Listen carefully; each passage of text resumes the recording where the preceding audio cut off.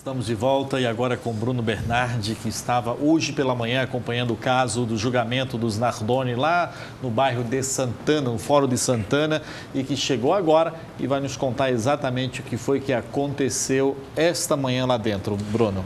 Boa tarde, Rony, a Amanda, o Leão também e a todos em casa. Bom, primeiramente, eu só queria, antes de explicar o que aconteceu hoje, agradecer essa oportunidade fantástica como jornalista de cobrir esse foi o maior julgamento da história do país, que acontece ainda até a madrugada de hoje para amanhã acontece. Então agradeço muito ao Notícias e Mais, ao Rony, ao Leão pela confiança em ser o repórter enviado pela CNT, junto com o CNT Jornal, para cobrir o julgamento. E com relação ao dia de hoje, Rony, é um dia muito esperado, que são os debates. Então o dom da oratória, quem tem o poder da oratória, realmente vai se sobressair perante o juiz Maurício Fossi. E começou com o Francisco Sembranelli, o promotor. E ele foi muito duro, muito direto, e ele começou a sua explanação hoje dizendo o seguinte, mostrando cronologicamente, de acordo com a quebra de sigilo telefônico, como aconteceu. Primeiro, a ligação que a Ana Jatobá recebeu quando estava no carro, ainda chegando ao edifício Londres, 29 de março de 2008, e depois, quando a Jatobá, quando o Alexandre Nardoni desligou o carro na garagem, que foi 11 horas e 36 minutos, até a queda da menina Isabela, testemunhada por várias pessoas, o porteiro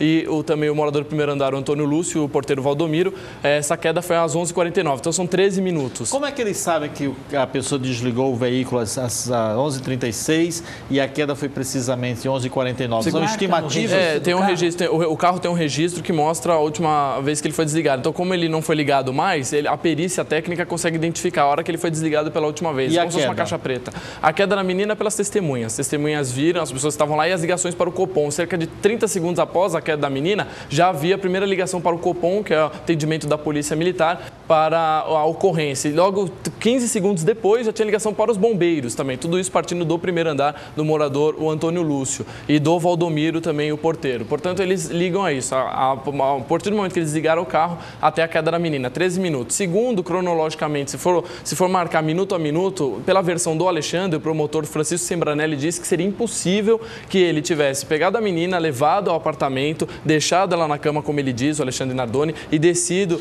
até a garagem e depois subir de novo, visto que a menina estava morta e desceu. Você relatou uma coisa no instantinho, que o nosso tempo está ficando apertado. Você relatou aqui, antes de voltarmos do intervalo, uma coisa muito curiosa, pelo menos com muito sarcasmo, que foi esse momento que o promotor... Eu gostaria que você repetisse isso, porque é muito curioso, essa parte aí do promotor. Sim, só concluindo, o promotor disse o seguinte, que seria impossível ter uma terceira pessoa, porque não dava tempo de tudo isso acontecer.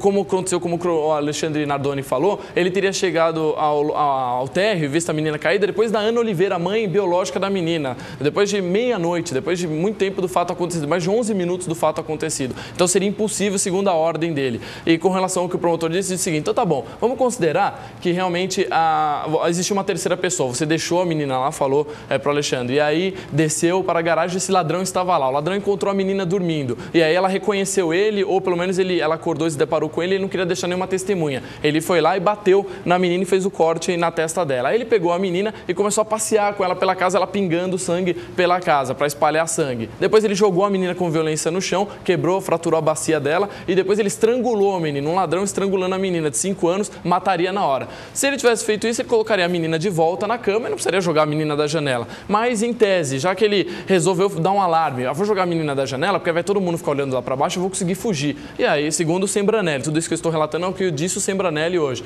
Aí o Sembranelli disse o seguinte, que quando ele resolveu jogar a menina da janela, foi para dar um alarme. Deu o alarme e aí ele, em vez de sair correndo, fugir, não, ele resolveu, por ato de caridade, por solidariedade à família, segundo palavra do Sembranelli, dar uma limpada no chão, pegar uma fralda, limpar tudo bonitinho, os vestígios de sangue, dar uma arrumada nas coisas que estavam bem desarrumadas na casa, roupa suja, espalhada, e ainda também, por ato de solidariedade à família, lavou a fralda, colocou num baldezinho, deixou lavado, e aí, para a família não gastar muita conta de luz, apagou todas as luzes, guardou a tesoura que o ladrão teria usado para cortar. É importantíssimo. Para casa não ficar bagunçada. Para casa não ficar bagunçada, ele guardou a tesoura, a tesoura de carne que ele cortou até ela dentro da gaveta de volta, para não ficar, já estava muito bagunçado, vou guardar a tesoura de volta na gaveta e foi embora. Fiquei com uma dúvida, porque foi brilhante essa participação, pelo que você contou aí, do Dr. Sembranelli. Agora, a defesa ficou quieta nesse momento? Então, a todo momento que a defesa era citada, o Roberto Podival podia falar e até reclamar ou triplicar com relação ao que disse Sembranelli. Protestando. E aí ele disse o seguinte, seguinte uma hora, olha, você está dizendo e tal, mas todas essas provas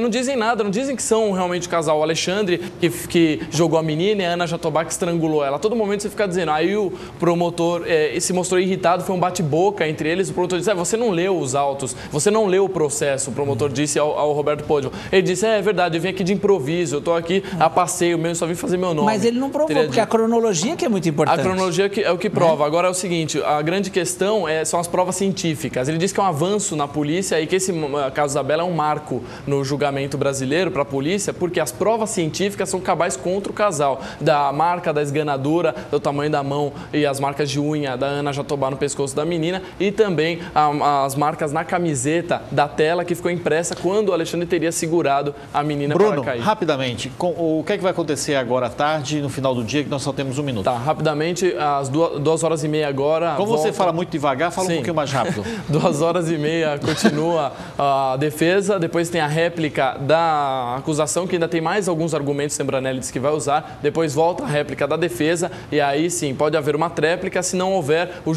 jurados têm 1 hora na sala secreta, na sala especial, para dar o veredito e aí, portanto, 00h30, 1h, 1h30 da manhã deve sair a sentença, culpados ou não. Muito obrigado e parabéns, Bruno. Obrigado.